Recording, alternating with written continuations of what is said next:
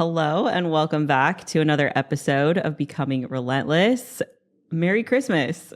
You guys are hearing this on Wednesday, Christmas Day, and I'm so excited to have you guys here. Today, I'm going to talk about something that is very relevant. We're going to talk about the gap week. And what I mean by that is the time between Christmas and New Year's, because I think for a lot of us, that time is a lost period. We're just like, we're not responsible for what happens in that time. But if you're listening to this podcast, you know I am on a journey of being relentless towards my goals, and so are you. And so we are going to find ways to maximize the next week so that you don't start the new year in a worse position than you could if you just continued to build in these little micro habits and do the things that I'm going to talk about today. So I feel like a lot of us probably feel like this week is just a throwaway. It's a gap year. But personally, I think that it's a golden opportunity to reset, relax, reflect, and prepare to be intentional in the new year. So we'll just go right into it. Number one is always going to be consistency.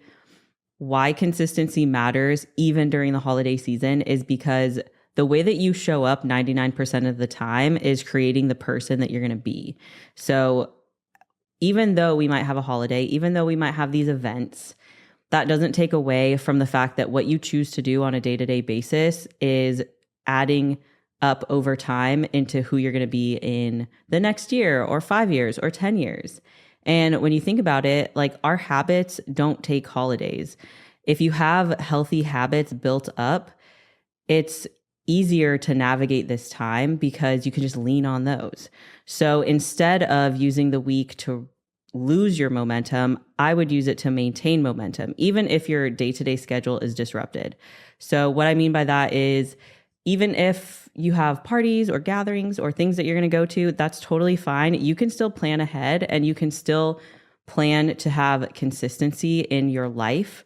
So just because maybe you work out at night and now you have things to do at night, that doesn't mean that you can't find a way to do a workout in the morning or at lunch or be intentional about the movement that you take during the day. Having consistency now is going to prevent you from feeling like you're starting the new year, like starting from scratch or starting over or getting back on track. For example, like, what I would do is if you're looking to continue the consistency that you've had is focus on the micro daily habits. So let's say every day you read or you have a habit that you've kind of instilled or that you're trying to build upon. Still make that a priority in your day, even if it doesn't quite fit into the time frame that it used to. So for example, like I usually like to read right before bed, but if I'm going to bed later and I just want to go right to sleep, then it's like, okay, I'll probably read a little bit earlier in the day, or like vice versa. You can apply this like a lot of different ways across the board.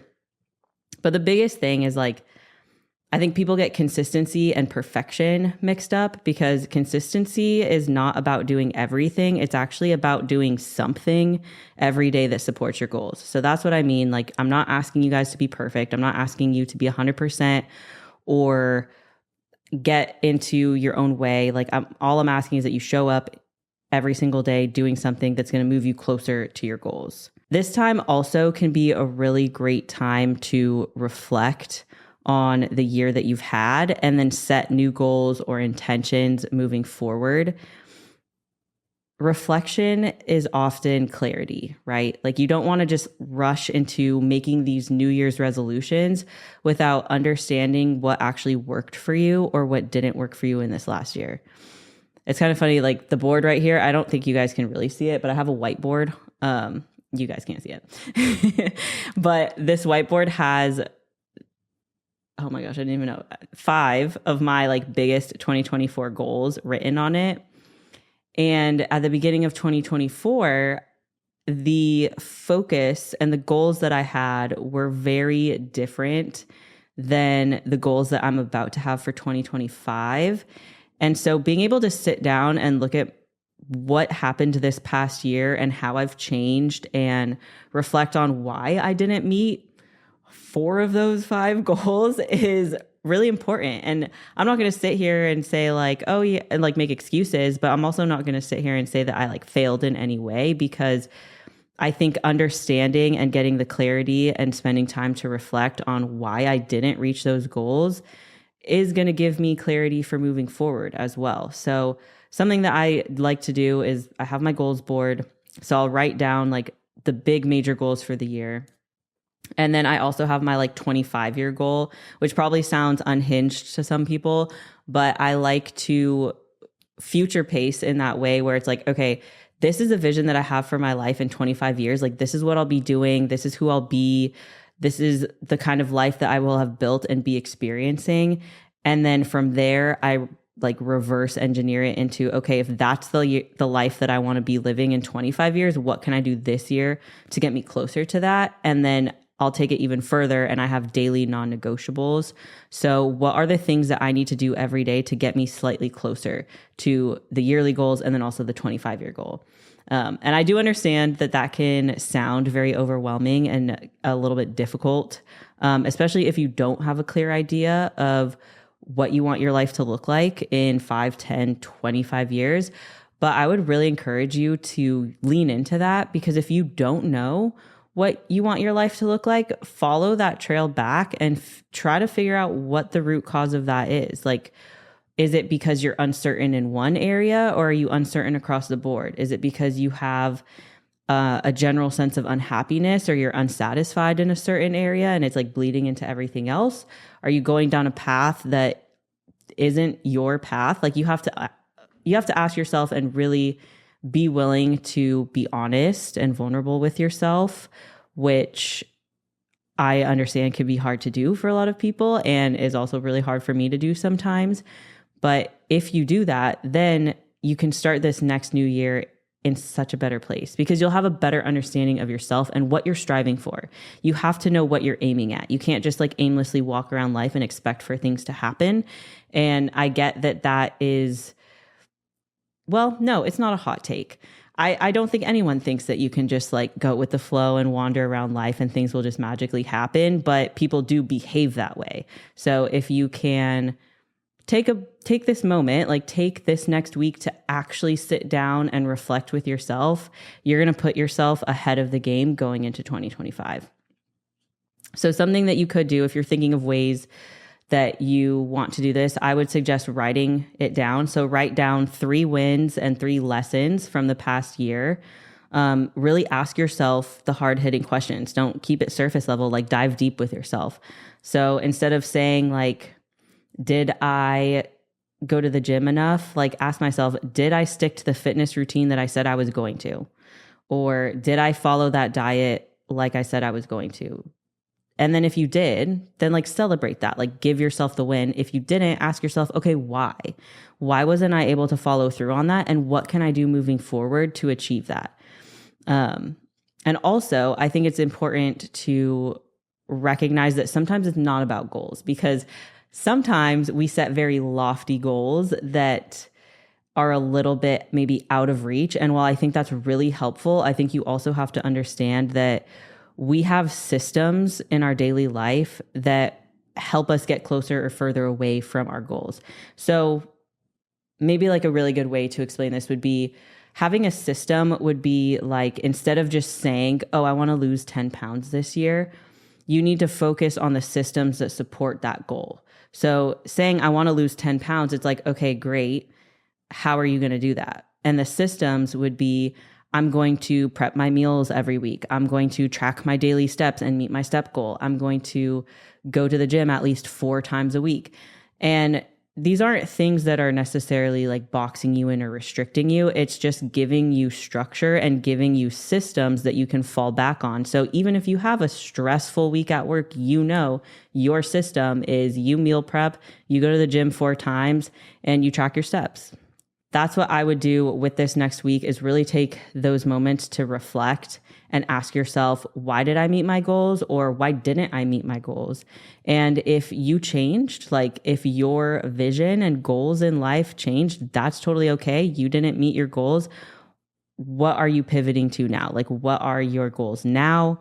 How can the lessons learned from not meeting those like translate into your future goals. Something else that I would do, I'm not really sure if people think to do this. I only started doing it like very recently, but I take all the different areas of life, and I used to put it on my board as well. I'm a big board girly, if you can't tell. But I used to take all the different areas of life and set goals, and then I would rate, like on a scale. I would do like a life inventory of like, okay, how do I feel like I did this year? And I also think if you're more of like a numbers person, that can be helpful too. Just sitting down and reflecting on which areas of life do I feel like I'm a 10 out of 10, and then which areas am I maybe missing? And then that way you know what you want to focus on going into the new year. And then, of course, you guys know how big I am with practicing gratitude and being present and being thankful. I think that visualizing yourself at the end of 2025 and future pacing that and being like, okay, what am I grateful for in 2025? Write it all down as though it already happened and start to train yourself to be in that state of like gratitude and knowing that what you're working towards could very well be your reality at the end of 2025. Another thing that I wanted to speak on was like the power of daily wins. So why achieving these small step victories actually helps build your confidence and push you closer to your goals. So for example, if you're really struggling to come up with goals that feel meaningful to you, focus more on the day to day.